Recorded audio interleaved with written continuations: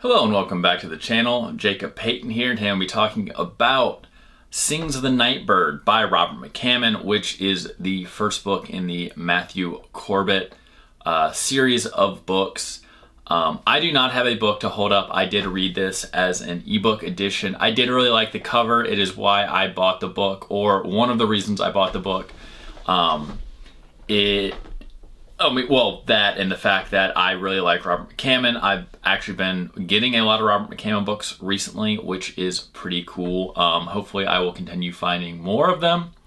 I do believe the Matthew Corbett series is a much more recent series than some of his books that I have shown in book hauls and stuff on this channel, which have been more of like the paperbacks from hell genre of books. Robert McCammon is mostly a horror writer, for those of you who aren't aware who he is. And overall, I will say I genuinely do enjoy his books.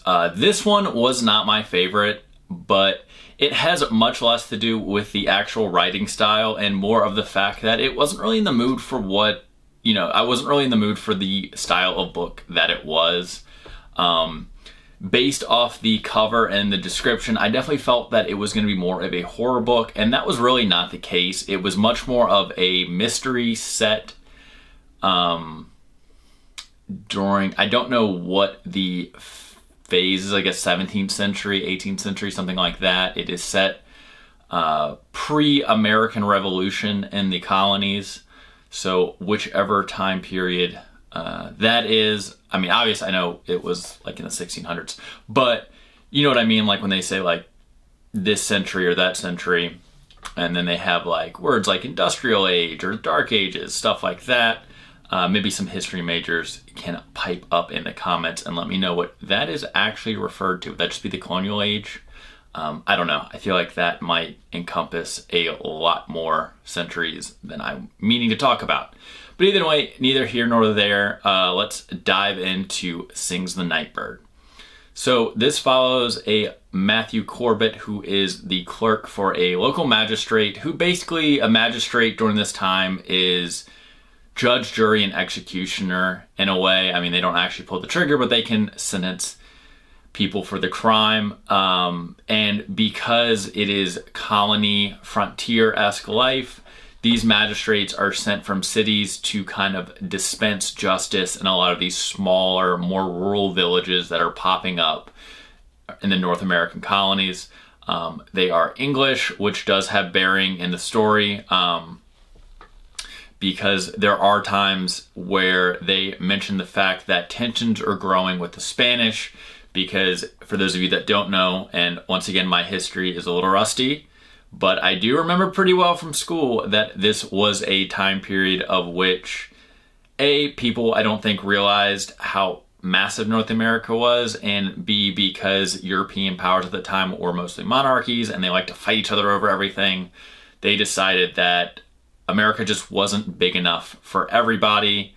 And the Spanish, while they had Florida and South America, they were like, hey, that's not enough. I would also like the rest of the colonies. And the English were also like, hey, you know what else would be neat? Florida and everything in North America. This would later be a tipping point with not only the Spanish, but the French. But that is not fully what this book is about, though at times we are led to believe that it might be. And this is, I think, this is the start of some of the biggest pet peeves in my opinion. This is a long book. This is not a short book. I had friends that listened to the audiobook and it was very lengthy. I read the book. I mean, it's not a doorstopper by any means, but it is up there in the 400 to 500 page range. I've read a lot of Robert McCammon. I do know that he writes longer books. The issue I had, I think, with this is that it being a mystery, the way they justified it being lengthier is that there were a lot of almost like pseudo red herrings and dead ends in the investigation, which were really annoying because a lot of them didn't get tied up very well. And it was just more of this is not the person we are after, or this is not the thing we are after.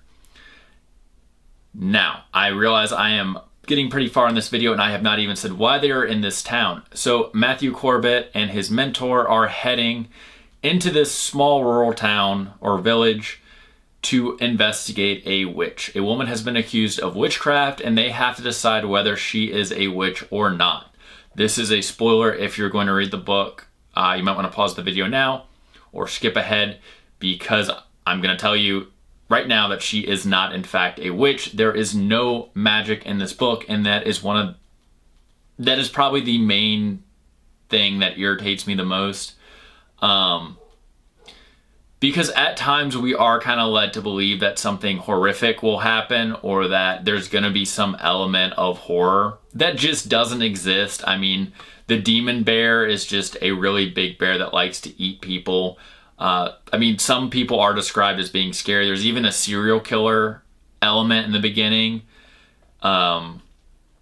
That was very annoying, because the book starts off with Matthew and his mentor being robbed at an inn by this like family that has kidnapped a girl essentially, and also just kind of, you know, kills passerbys, people that stay at the inn at the night, and steals all their stuff. And we kind of spend the rest of the book thinking that Matthew is going to get some semblance of justice or something, and he doesn't. He just finds out later that they died and gets a thing back, which I did not really like. I'm a person that one of my favorite books is The Count of Monte Cristo. I love a good revenge story, especially when it comes to fiction, because we know that real life doesn't play out like that. But in fiction, if you describe someone as an action adventure type hero, I don't know, I expect him to punch someone in the face at least once, which is another issue I have with this book. There are several times that Matthew kind of gets his ass handed to him in this book.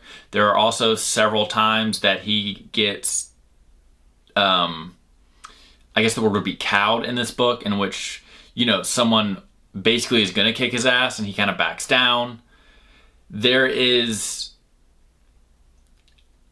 I don't know the word for it.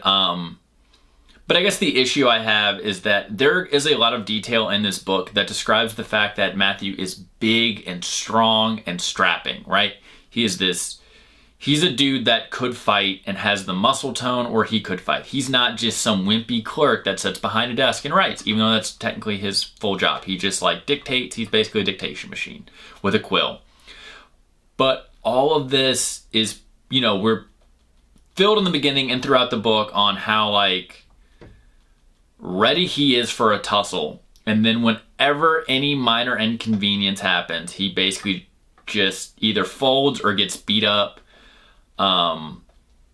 Even though we are fully led to believe that in this world, in this time, that there are certain times where he could have gotten information or could have done things differently that would have had way different outcomes if he had just thrown hands. And I think that was one of the things where it kept pulling me out of the book, because it was just so unbelievable. I mean, one of the main bad guys in the book, for instance, his whole thing is he is mesmerizing people with hypnosis. And at one point, Matthew even knows it's happening to him, and he just kind of lets the guy get away, because it's like, well, how do I fight that? And in reality, he could very easily fight that, because it was a very not scary person doing it, right? I mean, I don't know. It was just very unbelievable, and it kind of felt like there was a distinct, it can't actually be magic or anything scary, so we're gonna have this equally unbelievable thing in there, but it's gonna have a human element, because these are gonna be like more humanistic mystery stories instead of having a supernatural element. It's gonna be more like mysteries and serial killers, which is fine. It really felt like it took a long time to get there. And to be fair, this is a first book in a series. First books in series tend to be a little rough. You know, I don't care what series you're talking about. Usually if you read the first book, and then you read it later into the series and you go back to the first book, you're like, ooh, this is a little rough. But that's always because the first book is what builds the world, right? They're laying the foundation in the first book for what the rest of the series is going to be. And that is very evident here because we are given a lot of names and a lot of places and a lot of hints to a lot of things that do not get tied up pretty with a bow at the end. And that's completely fine because it is a series. I definitely feel like it could have been a little shorter personally, but you know, some people probably don't feel that way. I don't like having like 10 red herrings in one book. I don't know. There was also just times where certain situations felt so unbelievable that it just irritated me to no end. I mean, there's like one point where they know they have a witness that could testify that this person isn't a witch, and all they have to do is do it, but the person is just too scared to come forward, so they just leave. And it just kind of felt like the killers in this book had more plot armor than the actual protagonist did. Because it was, I mean, they literally just kept getting away with everything to an annoying amount. Really, even at the end, which I'll be honest, I didn't fully understand. And if that is what book 2 is going to be like, I will probably not read the rest of the series because I need, you know, if you're going to, like, I love mysteries, but I need my bad guys to get some sort of comeuppance and I need justice to be dispensed. I can't just have it all happen off page and hear about it later, which really is what happens in this book multiple times, is that these bad things happen. Matthew finds out that it's bad people behind it, and this is why they're bad. But then we find out about what actually happens to them later, and it's very off page, and it's very just Matthew like, oh yeah, and then this happened. Which I didn't thoroughly enjoy. I did very much enjoy his backstory though, about, you know, he's an orphan, he comes from this boarding house, and now he's kind of like making his way in the world.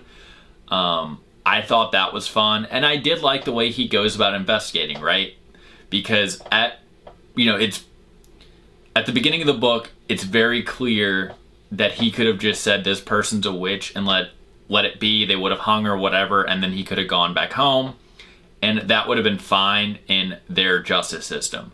But Matthew actually wants to solve crimes, and he is very much like a proto-detective type guy because detective work isn't really a thing at that time. So he has his own sense of investigation that the way he does things, which obviously wouldn't hold up in a court of law in today's times. And it's very hard to prove back then too, and that is what a lot of the book struggles with. Because it's not like he can be like, oh, there's DNA evidence or they left fingerprints. Back then, you had to have witnesses to everything. You had to have witnesses that said this person was a witch, and you had to have witnesses that said this person isn't a witch because of X. So, you know, I do get the point that the author was trying to say, see how frustrating a colonial justice system would be. And I did enjoy that element of it because that is where we had to see Matthew work twice as hard, and that's what got him into a lot of unfortunate circumstances, was him trying to prove the innocence of this person. That being said, there were also a lot of characters that I feel like were just thrown in there, especially since it was a middle of nowhere frontier town that didn't seem to have a whole lot going on for it. So the fact that like these random people would just show up was a little perplexing.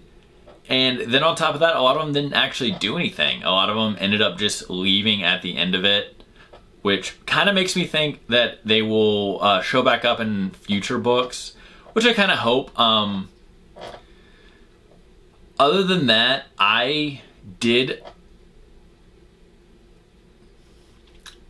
like this book, but I think in recommendation-wise, I'm going to be a little neutral on it, because I think if you're looking for a solid Robert McCormick horror book, you're not going to find it here.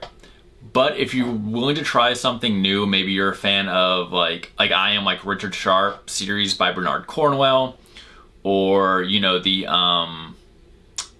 the Ramage series by Dudley Pope, right? You like a little more action and adventure set in this time period and are willing to give a mystery series a chance that's a little darker of a mystery series, right? This book does not shy away from graphic content. It definitely does not shy away from a lot of the issues and problems of that time period. Then I think you will enjoy this book. Just don't go into it thinking it's going to be a horror book, and I think you'll really enjoy it. Like I said, I'm kind of neutral on it because I like books set in that time period and I like mysteries. And though I was in the mood for a horror book, I'm not going to let that fully cloud my judgment here. It's just that I really felt at times that I was like, I just kind of want to put this book down because there were just so many red herrings that it really threw me. That being said, though, I am going to probably give the second book a chance just to see if, the rest of the series gets better. Because I think it's like 9 or 10 books at this point. So, obviously, there is, some magic in there for this series to keep going, for publishers to keep putting it out. I think it's like any other type of art. The issues I have probably won't be issues for other people. But there's a lot of mystery and thriller writers that a lot of people love that I don't enjoy. So this book wasn't for me when I read it. I am gonna give the second book a chance to see if, it picks up as a mystery series. But yeah, if literally all the endings for all the villains happen off page in the second book, I will probably just not read the rest of the series, because that is honestly my biggest issue. Maybe that's not a big issue for y'all, but I need to read. If you get me this emotionally invested in a crime, I need to read about what happens to the villain, to all the villains, any villain introduced. I want to know, what happens to them. And it should be some sense of justice. It shouldn't be, oh, this happened and then we all left and it was merrily ever after. But, that's just me. Let me reiterate that. That is just me. So don't come for me in the comments and like, how dare you hate this book I love. That being said, if you did enjoy this book and the series does get better, or maybe you didn't enjoy this book, do let me know in the comments. My opinions are my own. If this book is on your TBR list, I say give it a shot. Because all the things I didn't like about it, you might love. I just didn't enjoy it. And I felt like it could have been a little shorter. And I felt like it didn't need as many characters that were thrown at us. Because there were chapters in this book that if it was a TV show, I would have called it a filler episode. Because they literally had no bearing to the rest of the story. Which was a little annoying. So yeah, I'm neutral on this book. I didn't love it, but I didn't hate it. There were things I liked about it enough that I will give the second book a chance, but there was equally enough things that I hated about it that it's going to be a very small chance, because if the second book does not hook me in the first 10 chapters, I'm probably out. And I say 10 chapters because sometimes, depending on what happens beat per beat, I don't think 4 or 5 chapters is usually enough to pull somebody in. I'm much more of let me at least get 10 chapters in, because some books have really short chapters. But yeah, I'm neutral on this one. I'm not recommending it, but I'm not recommending it, if that makes sense. But as always, if you enjoy these videos, please like and subscribe. Let me know your thoughts in the comments, and I